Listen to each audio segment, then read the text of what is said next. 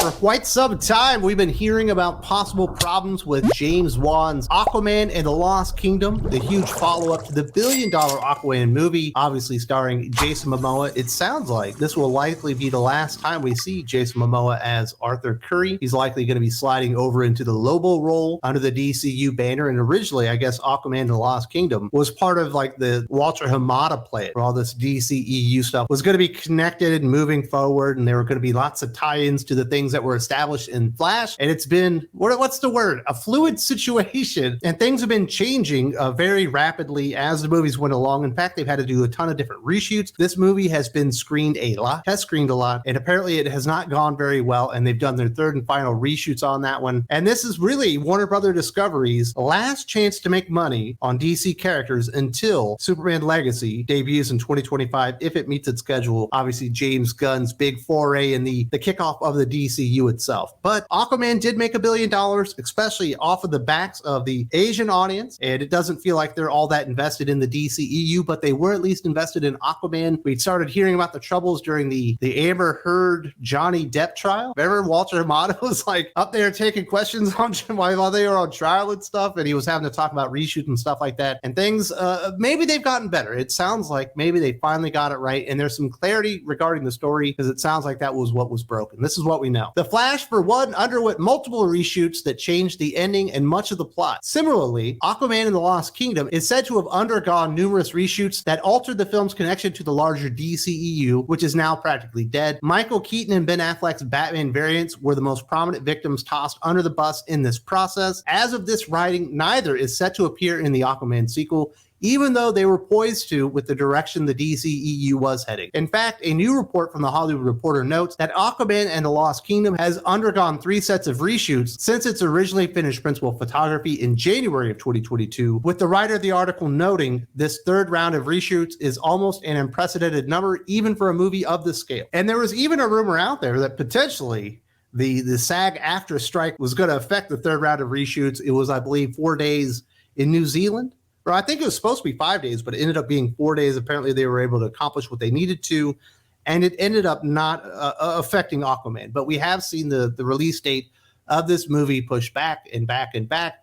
And finally, I think we're getting it. Is it in December? Maybe it comes out in December, but it sounds like the reshoots are done. But I don't know, in this day and age, and I don't believe there was always reshoots. I don't think that was always the case, but certainly in modern cinema, reshoots have become part of your production cycle. You kind of plan it in there, and you even budget in the reshoots when you find out something doesn't work in your test screenings, whatever, and maybe you have to go back and reshoot some stuff. But we have heard a lot of nightmare stories, especially in Warner Brothers Discovery. I guess it was just Warner Brothers when it was the Justice League reshoots. Remember Henry Cavill's mustache when he was supposed to be Superman, and they basically just redid the entire movie with Joss Whedon instead of the original Zack Snyder version, which had already been filmed and everything, and it sounded like it had been scored and all that kind of stuff.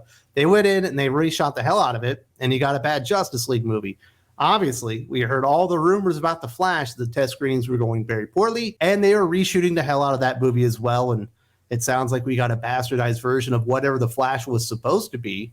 And even at one point, James Gunn was saying that like The Flash was, I don't know, like a reboot or a restart for the DCU, like it was somehow going to be connected to what he was doing. But I think that stuff's all out the window after The Flash crashed and burned quite like it did. And basically everything with Warner Brothers Discovery and this DCEU has just been crashing and burning lately. It's not a good sign. But the Aquaman movie actually has a chance to make some money, especially if people in Asia remember how much they enjoyed that first movie because it was such a big hit. And obviously the other big example recently of massive reshoots after test screenings went bad was the Indiana Jones and the Dial of Destiny movie. And the thing about the Justice League movie and the Flash movie and Indiana Jones and the Dial of Destiny is the reshoots didn't help. They didn't improve the movie. In fact, a lot of times when you're watching it, it becomes an incoherent mess. You can tell there's no through line for the story because it's been worked around and patched together from 3 or 4 different ideas that are all coming together in the end process. And you end up with a not very cohesive film. I hope that's not what's happening with Aquaman and the Lost Kingdom. I do want some of these movies to be successful. I actually don't enjoy talking about how poorly they're doing, but unfortunately that's kind of the reality of the situation that we're going through, and we've got unprecedented reshoots for this Aquaman movie. And I guess the rumor was out there that Amber Heard was maybe removed from the movie, which I think a lot of people would like that, since not many people seem to like her, but apparently she's still in the film, although her role is very, very small, obviously, as Mira, returning from the original Aquaman movie. Now, we have had a lot of information on these reshoots for quite some time. This is what insider viewer Anon posted on social media. I'll be honest, we're half a dozen test screenings in, and it's not looking great. I've consistently heard over the last year or so that it's boring, not as good as the first, and potentially one of the worst DCEU movies. Big Screen Leaks, or BSL, corroborated viewer Anon's report, saying, "It brings me no joy to back him up and tell you that test screenings for this film have not been good. Really hoping Wan fixes this movie before December. I heard that something that almost never happened in test screenings happened with this movie. They're really going to need to fix this one and fix it fast." And what they're speaking about with this thing that normally doesn't happen with movie screenings is people are walking out after the second round of reshoots, I believe. It was that bad. People didn't want to waste their time in a movie they didn't pay to go see, and they didn't even want to give their feedback. I guess walking out is pretty definitive feedback that you think the movie is bad. So things were not going very well, which I find pretty surprising, because James Wan is actually a really damn good director. He's really talented. He can do a whole lot of things. He certainly made his reputation doing a lot of horror stuff, but when he went into the Aquaman movie, a lot of people liked it. Me personally, it's not my favorite DCEU movie, but it's certainly not my least favorite either. And, for them to come out there and say, based on the test screenings that were available at the time, this might be one of the worst DCEU movies ever. I mean, we're talking like Birds of Prey level there. That's some really low company to be hanging out with when you talk about like the quality of the movie. And there's certainly been plenty of really bad DCEU movies up to this point. So it sounded like there was a lot of really bad problems. James Wan, Jason Momoa, and the producers of the movie try to get back in there and fix it. I believe Peter Safran is also one of the big producers on that one. He's probably the main producer of that film. And I imagine him being the co-CEO of DC Studios means that this one got a little bit more TLC and work on to make sure that they got it right. Because this really is, as I mentioned earlier, this is their last chance to make money.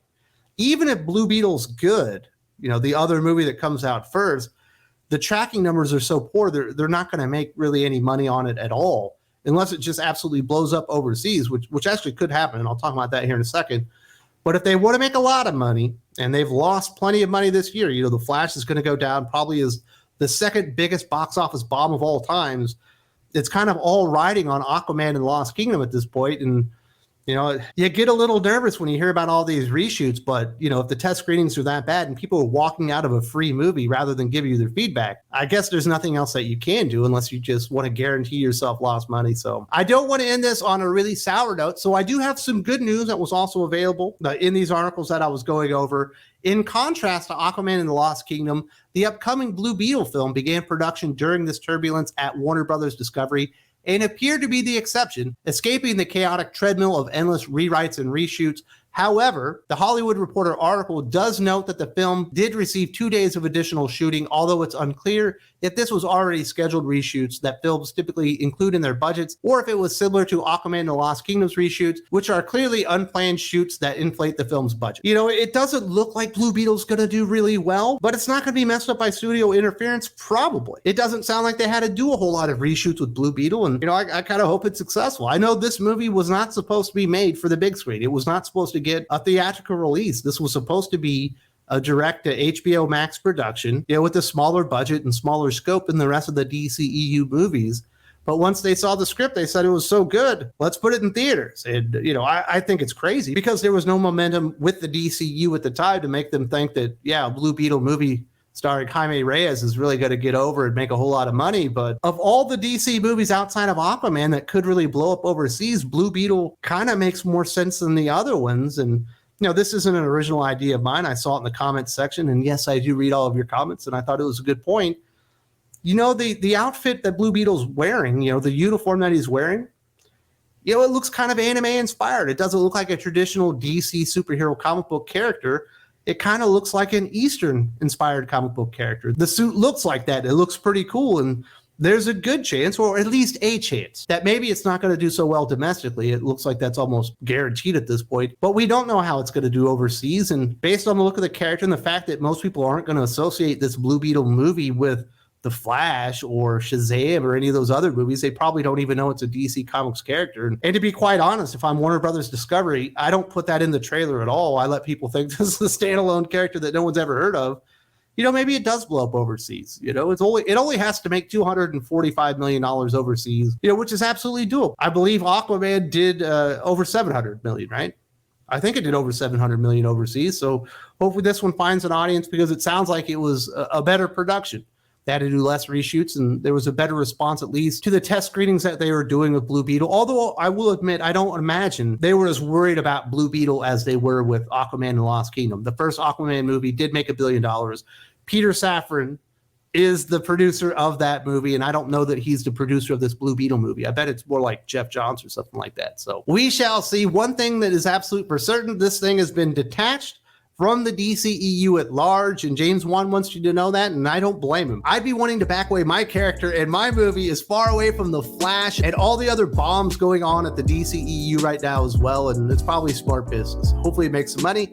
This is all about that. There's also a link in the video description.